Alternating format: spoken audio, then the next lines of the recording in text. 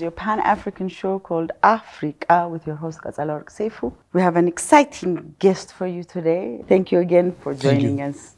Could you please introduce yourself, even though you don't need an introduction? My name is Jorga Mesfin. I'm a musician. I play saxophone and piano, and I play jazz music, Ethiojazz music, compose. Now, besides your musical, now I'm going to take you a little bit back. So if you could please, just in case, and I'm sure there will be a few people that don't know who you are or how you got to where you got. So if you could just take us back a little bit, high school, how you got into music, and all that journey before you chose that particular instrument. When I was 12 years old, there were many jazz records in the house, and I was playing those records and pretending to play on the piano, on the table though. Okay. I was just pretending. And my mother walked in and saw me just playing the table, you know. And so she asked around, and she found out that the Yared Music School had after-school program that started at 5 p.m. and ended at 6. So she enrolled me and my sister in the piano class. Ezra Abata was our teacher, so every day after school we would go and play, you know, Yared Music School. So that went on for 2 years. After that, my mother got a job in India. She worked with UNICEF. So when I went to the high school there, the high school had all the instruments. They said, choose what you want. And I always loved the sound of the saxophone, so I chose saxophone. They gave me one. And that's when I first touched the instrument. Okay. So that was in 10th grade, so I played for 2 years. The high school had a jazz club. Okay. And I learned the instrument there. When I was 16, I moved to the US for college. And the same thing, the college had a jazz club that met every Thursdays. So I started playing every Thursday, and that became my day for music. And that's why, till this day. It's very interesting you said that. Thursdays are your days. Thursdays have been my music days, mostly. Beautiful. Yeah. Can you tell us about your musical influences and how they have shaped your unique sound? When I was growing up in Ethiopia, like every child, I listened to the radio. So I listened to all the main singers, Talahun, Kasasa, Aster, Mahmoud, you know. Kasat Sama was big in our home. And also the music of Dr. Mulatu. But I had more African-American jazz records than I had Ethiopian. So every time an Ethiopian cassette would be released, I would buy it and listen to it. But that was like maybe 10 a year in those days, right? So I listened to many more jazz records. And I was always interested to learn that music, but also find its Ethiopian identity, you know, like. So I listened to all the saxophone players from here. Getachew Mokria was big. I listened to Yared Tafara, and I listened to Mogas. I didn't know his name, but I later found out that it was his playing. Okay. Talai was also another big saxophone player that I listened to. And throughout my teenage years, I'd always experiment on the Ethiopian scales, but the sound was more the American saxophone players, like. And over the years, I'm trying to relearn the Ethiopian sound now. That actually is the second question. That's the next question. How do you incorporate Ethiopian music and cultural elements into your compositions and performances? Well, it's like, I have an interesting story. You know, one time I was in New York City, and a friend of mine invited me to dinner, and he knew I was coming, so he played some Ethiojazz music, you know, and he described it as soft. He said Ethiojazz is softer than American jazz. And that was very interesting for me. And over the years, I realized that Ethiopian music is created in a place where there's no colonial influence. Right. And there's no like racism that you fight against. Whereas the American jazz had to fight its way through a lot of oppression and racism. So there's that anger and this need to prove that the music is equivalent or better than European music. So the American jazz musicians really focused on technique, and there was a lot of competition. Whereas the Ethiopian musicians are not really into the technique. It's more like melodic expression and sounding like the voice and being relevant to Ethiopian audiences, you know. It's very interesting. That's very interesting, and I'm still dealing with the balance, you know. Where does, when you say Ethiojazz, like how much of it has to be technical and how much of it has to be melodic and easy to listen to, you know? Exactly. Yeah. What challenges have you faced as a saxophonist and producer in the Ethiopian music industry? I mean, hold on. Before this question, because I think it's good to actually talk about the industry before this question actually applies. So we do have an industry, that we know we have an industry. And if you could tell us to what extent the industry has actually helped you as a musician and any other musician, what is the industry's responsibility? when you say industry, like it's a very wide term, like because there's so much variety in the music that's performed here, from the Asmari Beit to, you know, the nightclubs, the governmental theater organizations, you know. So I think everybody finds their own niche. I haven't been playing nightclubs, so I wouldn't know about that scene. But within Ethiojazz, I think now is a very good time. Like a lot of young musicians are coming up, and there was a time when you wouldn't even hear a drum, like drum machines had controlled the city, you know. Yeah. But now everywhere you go, you see full bands, and having a jazz band is accepted, and people respond to it, you know. So in that sense, I think the scene is growing. But for the amount of influence Ethiojazz has over the world, I think we should have jazz festivals and, you know, bigger endorsement for the music. And I think that would allow for younger musicians to experiment and find a comfortable living, and also explore the music without feeling the stress, you know. Right. It's helped that I've done movies and studio work and documentaries, you know. Can you share a memorable experience or performance that had a significant impact on your career? I mean, the first time I played with Gash Mulatu was pretty memorable. Right. It was a club around Wollo Safar, and it was I didn't sleep that night, you know. It was very exciting. How did it happen? Was it something that you had expected, or it just No, happened? I knew he was playing there, so I took my saxophone and I said, "Can I play with you?" Oh, beautiful. And he allowed me on one song, and that was very incredible. Meeting Abagazu Shuota for the first time in New York City when I was 16. Wow. And I traveled to New York City to meet him. Brilliant. And you know, he took me into the studio. He showed me how he does what he does, and he was working on a Muluk and Malas's remix CD at the time, and it was very.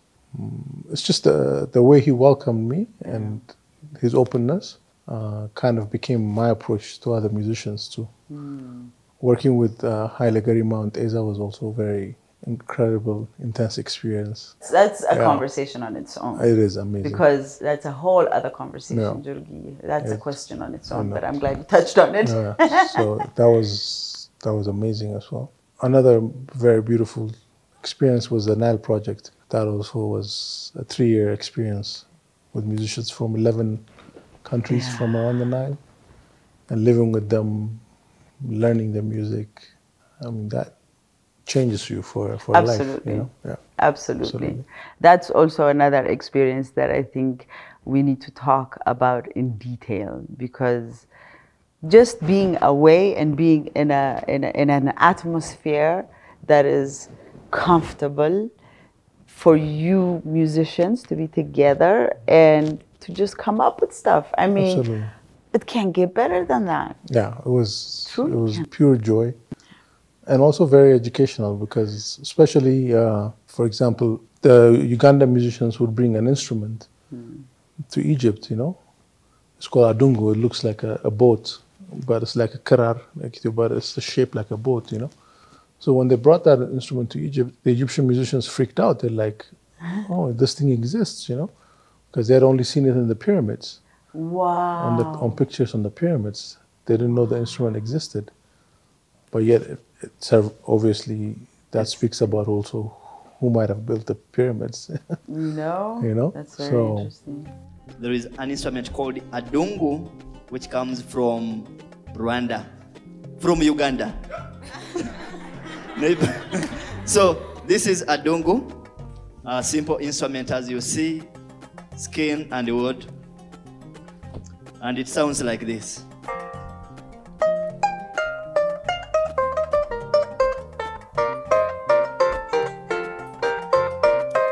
So that kind of like discovering of each other. Also another very interesting thing I learned tuned up was about improvisation outside of the American jazz style, you know, because that has its own language, its own culture. But when you go to Ugandan musicians, they have a very rhythmic approach to even melodic instruments. And then when you go to the Egyptian musicians, their approach to improvisation is philosophy itself is like totally different. Like, for example, they'll start on one note and exhaust all the possibilities on that note before moving to the next note. Wow. So it's like, it's not like American jazz. and it really opened my eyes and ears, you know. Wow.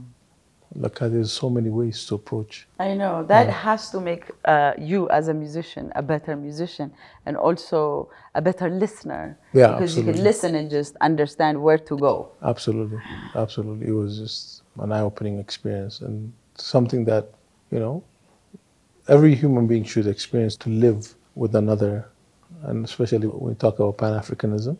When musicians get together, they have this language to communicate and make all the other differences irrelevant, you know? You know, when I went to Morocco, actually, that was one thing I wish I was a musician. Really?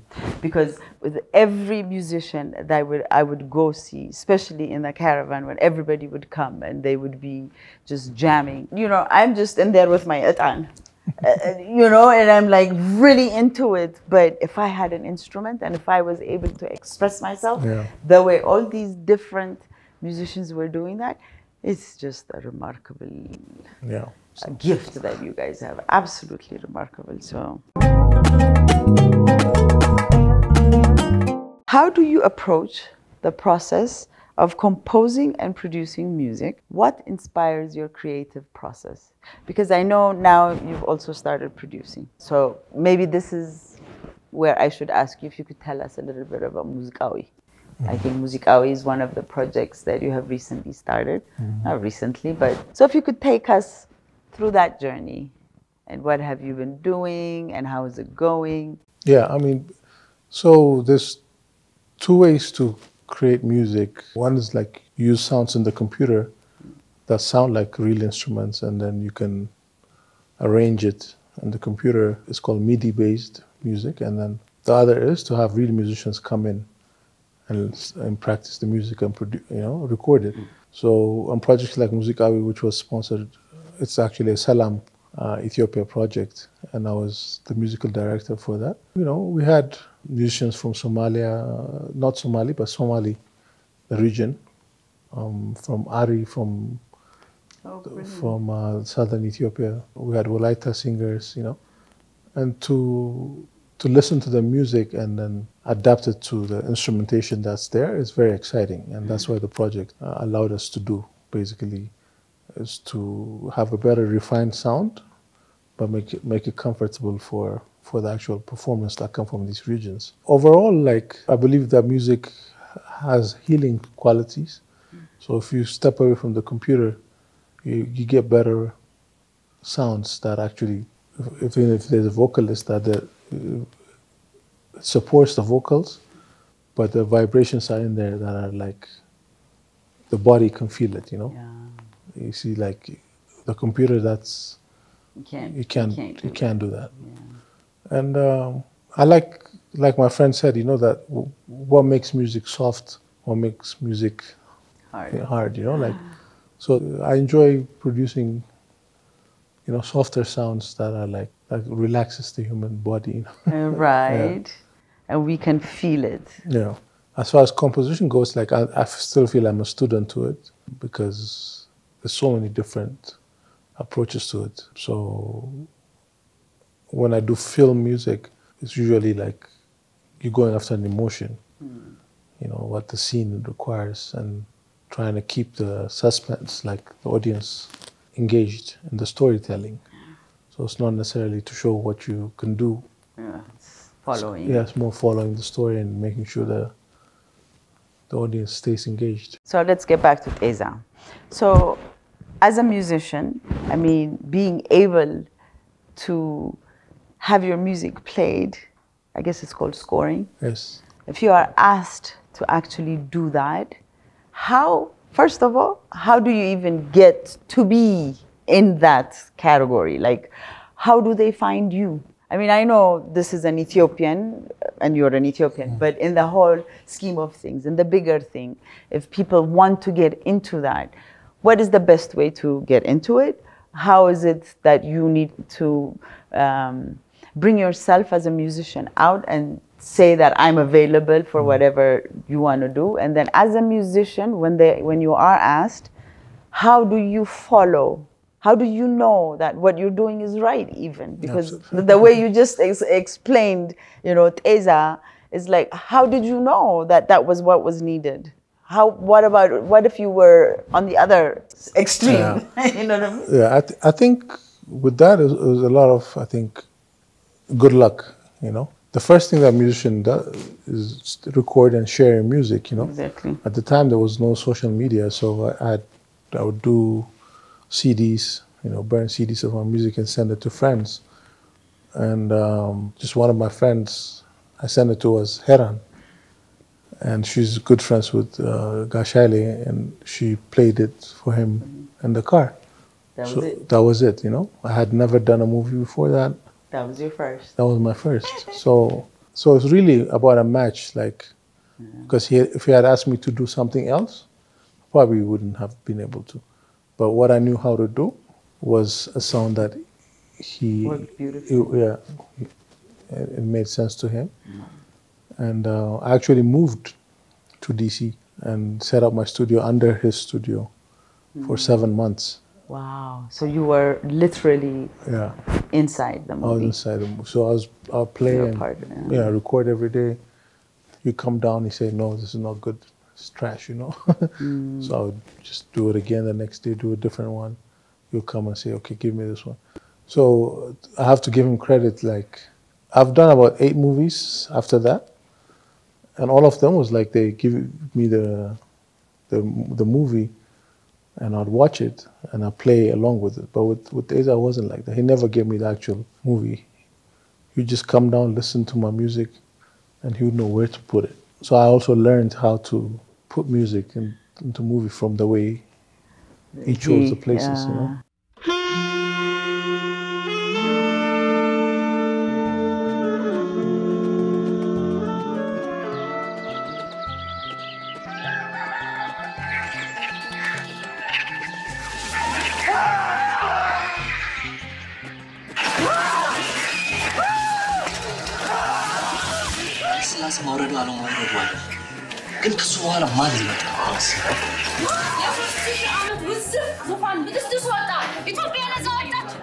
You know, that's interesting you said that, because I had a conversation with a movie director once, who was a Nigerian director.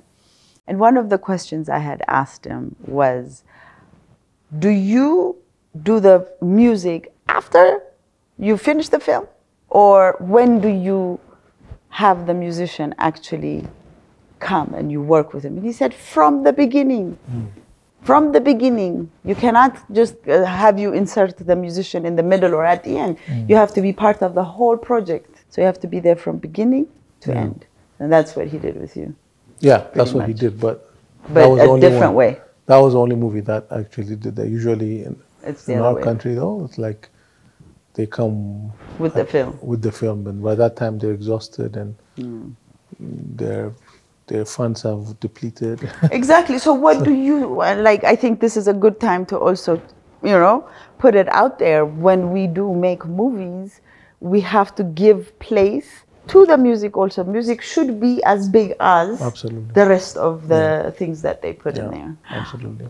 Okay, that's good to know. Are there any specific themes or messages you aim to convey through your music? Yeah, I mean, it's the way I understood jazz music. It's about seeking freedom, seeking newness, and seeking like your own voice. And it's your journey that you're playing to the audience.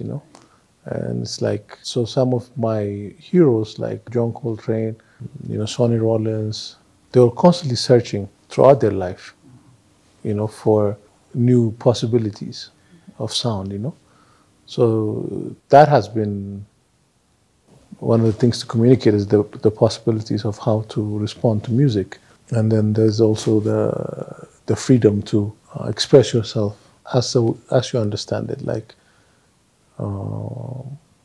so I learned over the years when I listened to Ethiopian saxophone players, especially like Getachio, that he expressed himself in the shillala and the ambasel. Like he didn't necessarily need to play outside of Ethiopian scales and the language. Whereas Ethiojazz, like, it gives you freedom to mix, to play outside the pentatonic, the 5 notes that Ethiopian music scales are usually constructed in. So until now, it's been about the balance of identity. Like somebody who grew up in the U.S. Listening to African American jazz and how you respond to Ethiopian scales, and you've heard it. I mean, it's been an interesting journey, and but I also believe in evolution and change. So now I'm trying to understand better how Ethiopian saxophone players have approached the instrument and the melodic intricacies, and how the identity is not in necessarily playing a lot, but in expressing a melody in a specific way. What do you hope to achieve or contribute to the music scene in Ethiopia and beyond in the future? So one of the things that we have made a point in our group is that we make it as comfortable as possible for traditional instruments like washinto or masinko to incorporate themselves, like to even be a lead, and like to have the confidence to explore the instrument outside of the traditional bahal group sound. Yeah. So having people like Aso on washinto in our group, I feel like has been a contribution to just give him that space for him to search the instrument. I think it made a difference in his musical journey. I'm sure it did. Yeah, and so that's one of the things. The other thing is I collaborate with Tafari Asafa, who just released an album. We have a band called Nagarit. We perform together, and through that band and his research, we've looked into the rhythmic aspect, the rhythmic possibilities, because saxophone is a melodic instrument. But when I play with a musician like him, then I get to hear the research that's being done on the rhythmic side of Ethiopian music. And so I've recorded on that album with him. And I think I'd like to, learn more about composition. In what aspect? In terms of like orchestration for bigger than like 5 instruments, like having bigger bands, writing for bigger orchestras, and find ways to present that to the audience. We had a couple of shows at the National Theatre, as you remember. We collaborated with artists like Rofnan and Zaritu, and the concept was Ethiojazz Nation, like expanding Ethiojazz being a music style that can incorporate other styles. I also like to play with young hip hop and Afrobeat producers and incorporate that with Ethiojazz. Absolutely. Yeah. What are the key elements, even though I think you have mentioned it above, but now that we are on Ethiojazz, what are the key elements that distinguish Ethiojazz from the other jazz styles? Yeah, it's basically the balance between the Ethiopian melodies and the scales. And those are like usually represented by 5 notes, but in the harmony, you can choose from 12 different, the notes in all the scales. Yeah. So how do you accompany an Ethiopian melody idea with harmonies that are not restricted to the 5 notes, Right. And then you have to add the rhythmic elements and then the cultural elements. But I think it goes back to that concept that Ethiojazz is, my friend said it was soft. It's like it's a music that doesn't need to prove something. It's like it's understanding the country and its culture and giving that on a plate that the whole world. How would you describe the impact of Ethiojazz on the Ethiopian music scene and its global recognition? I mean, when you go back, about 40, 50 years ago, when Ethiojazz was starting, it was not different from the pop music at the time, because you hear a lot of unauthorized arrangements and accompanying Mulikan Malasa, accompanying Girma Bayena, accompanying Mahamud Ahmed, like the popular singers at the time. Actually, So I think it didn't view itself as different.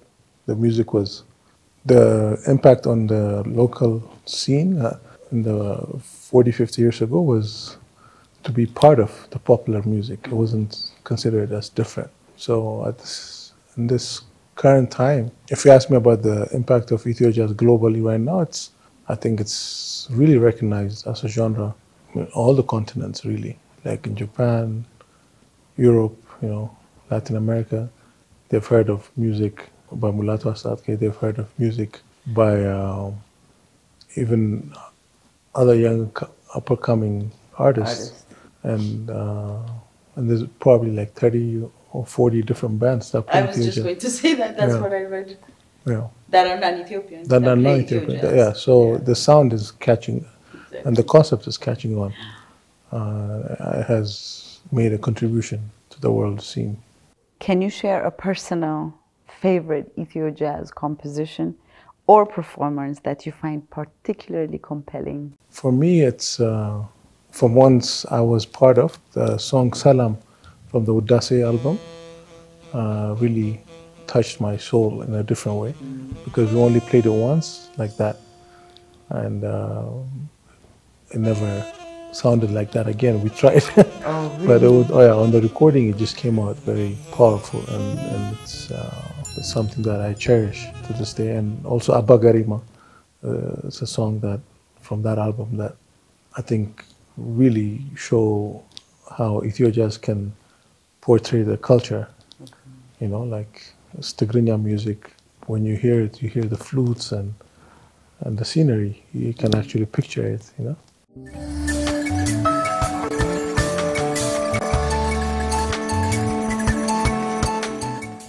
From other artists, I think Admas album, something that Abagas Enoch, Teddy were part of. That really was a foundational album for me, and all the great recordings by Mulatu, of course. But I'm very excited to say that it's changing and evolving, and the latest album by that Nagarit Band Tafari is also something that I cherish, and I hope people can listen to. Yeah. In your opinion, what makes Ethiojazz a timeless and enduring musical genre? I mean, it has to do with Ethiopia itself, because it's such a rich cultural, melting pot for African culture itself, that it can be explored for many generations.